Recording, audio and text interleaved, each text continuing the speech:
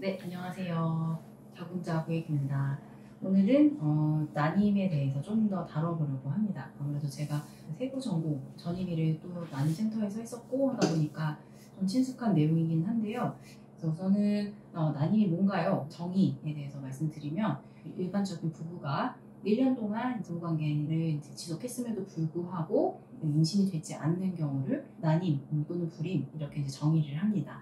이게 왜 그러냐면 일반적인 그냥 난임이 아니신 분들도 통상적으로 한 달 동안에 부부관계 시도를 하셨을 때 임신 성공할 이제 확률을 20%에서 25%로 가요. 그러니까 모든 부부가 정상적이라고 해서 100%의 확률이 있는 건 아니거든요. 근데 그게 이제 한 달, 두 달 이제 축적될수록 아무래도 이제 한 달, 두 달 축적되면은 확률이 높아지겠죠.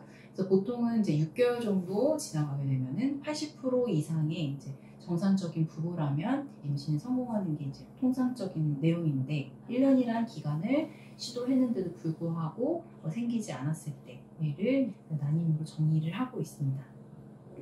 난임의 원인에는 어떤 게 있나요? 라고 하면은 크게는 남성적인 요인 그리고 여성의 요인 그리고 이제 원인 불명 이렇게 크게는 이렇게 잡아볼 수 있을 것 같아요. 근데 이거는 학회 보고마다 뭐 좀 다를 수 있기는 한데 교과서적인 걸로 확인하면 한 20%에서 남성적인 원인이 20%에서 한 40% 정도까지 내외고 여성의 경우가 한 40% 정도 내외 그리고 이제 원인 불명인 경우도 한 10%, 15% 정도는 보고가 되어 있습니다.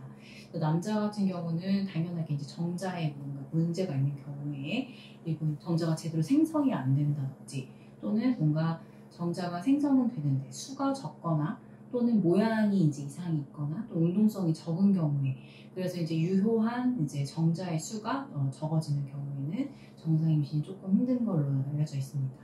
그리고 두 번째로는 이제 여성적인 원인인 건데 여성적인 원인은 좀 더 다양하게 많아요. 워낙에 이제 임신에 연관되어 있는 해부학적인 부위나 여러 가지 호르몬이나 그런 것들이 연관 있는 부위들이 여러 군데이기 때문에 여성 원인인 경우에는 첫 번째는 나팔관입니다. 그래서 정자랑 난자랑 만나려면 그 난자가 이쪽에서 배란이 되고요. 또 이제 정자는 이쪽 질 쪽으로 들어가게 되는데 만나게 되는 부위가 이 나팔관이에요.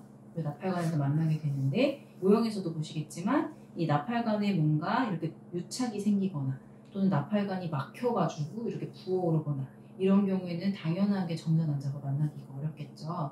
근데 정말 신기하게도 정말 우리 몸은 생식을 위해서 진화됐기 때문에 나팔관은 두 개가 있어요. 그래서 한 개가 망가지더라도 다른 하나에서 정상적으로 기능을 한다면 임신을 다 할 수는 있는데 근데 양쪽 다 망가지는 경우에는 사실은 정상적인 부부관계로 임신이 불가하다고 봐야 됩니다. 왜냐하면 정자 난자가 만날 수 있는 길이 없거든요. 그래서 우선은 그런 경우에는 꼭 이제 난임센터를 방문하셔서 이제 확인한 다음에 나팔관이 문제이신 분들은 시험관이 꼭 필요한 경우가 있고요. 그리고 또 하나는 그 난소 기능이 좀 안 좋은 경우에 이제 아시겠지만 이제 난자가 이 안에 난소에서 저장되어 있다가 하나가 선택이 돼서 배란이 돼야 되는데 그 난소 기능 자체가 굉장히 떨어져 있어가지고 난자의 개수가 굉장히 적거나 난자는 이렇게 많은데 근데 배란 자체가 안 되는 경우가 있어요. 예를 들면 다낭성 난소 증후군 같이 그래서 배출이 돼야 되는데 배출이 안 되는 거예요. 그래서 이게 난소 기능이 떨어져 있거나 또는 배란에 문제가 있거나 그런 경우가 있고요. 또 하나는 이제 그 난소 쪽에 생기는 혹 중에 여기 보시면 이게 점점점 이렇게 표현되어 있는 게 있으신데 자궁내막증이라고 해서 이 원래 자궁 내막 샘에 있어야 될 샘들인데 이런 자궁 근육층에 파고들거나 난소 쪽에 가서 이렇게 혹을 만드는 대표적인 질환이 있어요. 자궁 내막증이라고 알려져 있고 아마 이 갖고 있으신 분은 생리통도 굉장히 심하고 생리가 아님에도 불구하고 통증이 굉장히 심한 질환으로 알려져 있는데 혹을 맞는 것뿐만 아니라 이런 나팔관의 기능이 같이 좀 떨어지는 걸로 되어 있어요. 게다가 난소 기능까지 좀 떨어지는 걸로 되어 있어서 그래서 자궁내막증이 있으신 분들도 약간 이런 난임이랑 연관도가 있다라고 알고 계시면 될 것 같고요. 그리고 제일 좀 중요한 부위, 우리가 정자 난자가 만나게 되면은 저부라고 하는데 이 자궁내막에 착상이 돼야 돼요. 착상이 돼야 되는데 이 착상하는 부위에 뭔가 문제가 있다든지 지금도 보시면 이런 이제 혹 같은 게 있으면은 이런데 착상이 제대로 되지가 않는 경우가 있어요. 그리고 또는 자궁 근종이 이런 데 가 있다든지 그래서 이런 자궁 자체에 생기는 자궁 근종 또는 성근증 또는 이런 용종 또는 근종 이런 것들이 착상을 좀 방해하게 되면은 임신이 조금 힘든 경우가 좀 있습니다. 네, 그래서 이렇게 난임의 원인에 대해서 조금 다뤄보았고요. 몇 개월 시도했는데 잘 안 되시거나 이렇게 오시는 분들 검사해보면 사실은 뚜렷한 원인이 없는 경우도 사실은 꽤 많이 있어요. 물론 교과서적으로는 한 10%, 15%라고 되어 있는데 사실은 진료실에 내원하셨을 때는 그런 분들이 사실은 굉장히 많아요. 특별히 문제가 없으신 분들. 그리고 요새는 이제 워낙 그 임신 시도 자체가 워낙 늦어지다 보니까 사실 우리는 30대가 별로 이렇게 나이 들었다고 생각 안 하고 뭐 임신 시도하는 게 30대 엄마가 별로 이렇게 나이 들었다고 생각 안 하는데 그렇게 그런 분들이 오셔서도 임신을 좀 빨리 계획하고 싶은데 잘 안 생겨요. 이렇게 오시는 분들이 굉장히 좀 많으셨어요. 근데 기억에 남았던 케이스분 한 분은 이제 다낭성 난소 증후군으로 생리불순이 워낙 심하신 분이어가지고 내가 너무 늦추면은 안 되겠다 싶어서 이제 진료실에서 상담을 받으시고 좀 적극적으로 이제 임신 시도를 원하셨던 분인데 그분은 20대셨어요, 20대.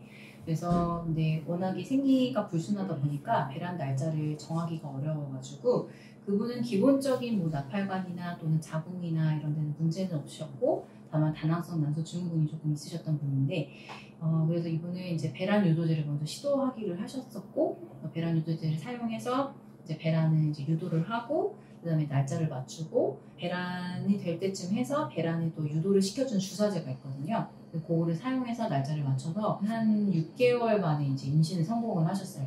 임신 성공하셨고 굉장히 좋아하셨고 저도 굉장히 기분이 좋았던 경우였는데 사실은 이거는 꼭 나이가 들어서 뭔가 난임이 생기거나 이러라기보다는 특별한 이유가 없는데도 불구하고 난소인이 떨어지는 경우도 있거든요.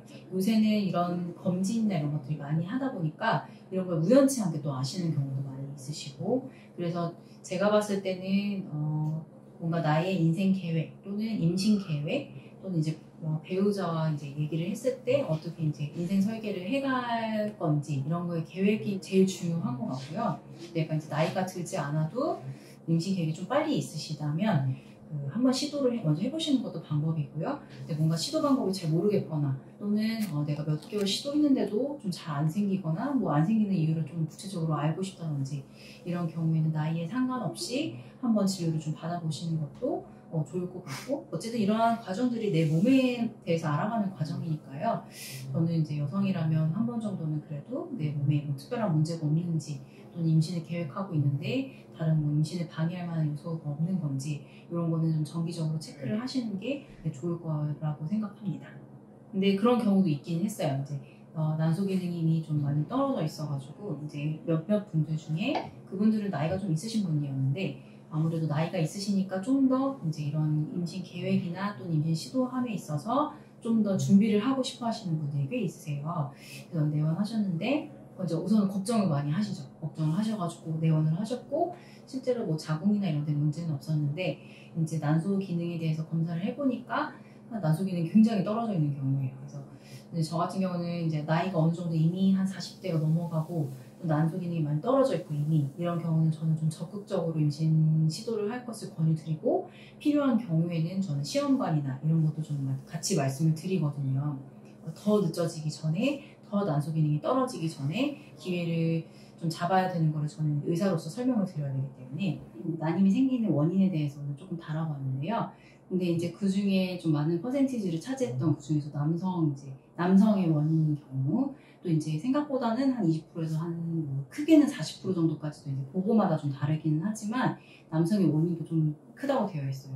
왜 제가 이런 얘기를 하냐면 아무래도 임신을 여성이 하다 보니까 내 몸에 뭐가 문제가 있는 게 아닌 건지 뭐 아니면 내가 뭔가 잘못해서 뭔가 잘 안 되고 있는 건지 이런 거에 대한 고민이나 걱정을 하시는 분들이 사실 굉장히 많으세요.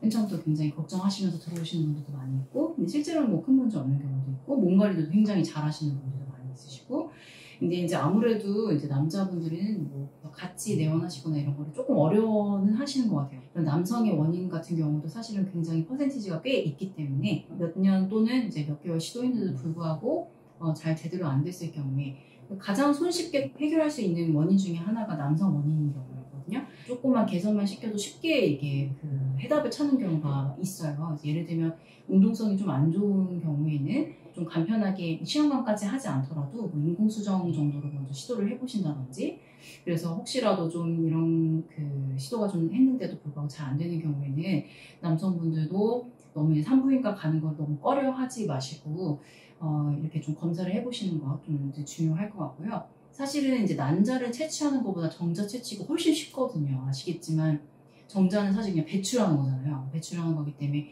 채취가 되게 편해요. 근데 사실은 여자 같은 경우는 난자를 채취하려면 난자는 안에서 이제 생기는 거기 때문에 이제 기나란 바늘로 찔러 넣어가지고 이제 난포를 키워서 찔러 넣은 다음에 그걸 흡입해내고 그 중에서 난자를 또 골라내야 되고, 이런 과정들이 사실은 여자들한테는 굉장히 좀 스트레스가 많고 몸에도 무리가 많이 되는 과정이거든요. 그래서 만약에 혹시라도 인공수정이나 또는 시험관이나 이런 걸 하시게 되는 과정이시라면 이런 시술 과정에서의 스트레스라든지 또는 걱정이라든지 이런 것들을 배우자분이 좀 많이 격려해 주시고 또 많이 또 이제 대화로 해주시고 같이 휴식 시간도 가지시면서 또 여행이나 이런 것도 이제 좀 스트레스를 완화시킬 수 있는 방법을 두 분이서 조금 고려해 보시고 좀 도와주시는 것도 사실은 굉장히 큰 도움이 많이 될 거라고 많이 느끼거든요. 실제로 좀 몇몇 분들이 이제 검사하시고 난소 기능이 많이 떨어져 있어가지고 제가 난소 기능이 많이 떨어져 있어서 좀 적극적으로 임신 시도가 필요하거나 좀 잘 안 되면 나중에 시험관까지 고려해봐야 될 수도 있다, 이렇게 설명드린 분들이 좀 있었는데, 근데 몇 개월 만에 임신이 성공하셔가지고 오신 분들도 꽤 많으셨어요. 그래서 그런 분들은 진짜 물론 이제 신경 써서 시도를 하시기도 했지만, 제가 봤을 때는 이제 배우자분이 이제 적극적인 서포트, 그리고 좀 이제 스트레스 완화를 위해서 좀 이제 좀 휴식 시간도 좀 가지시고 좀 대화도 많이 하시고 이런 것들이 많이 좀 작용했다고 저는 생각을 해요. 혹시라도 임신 계획이 있으신 분들은 이런 것들도 같이 좀 생각해 보시고, 배우자 파트너분들도 적극적으로 격려해 주시고 이제 개입해 주셔서 대화를 많이 하셨으면 좋겠습니다.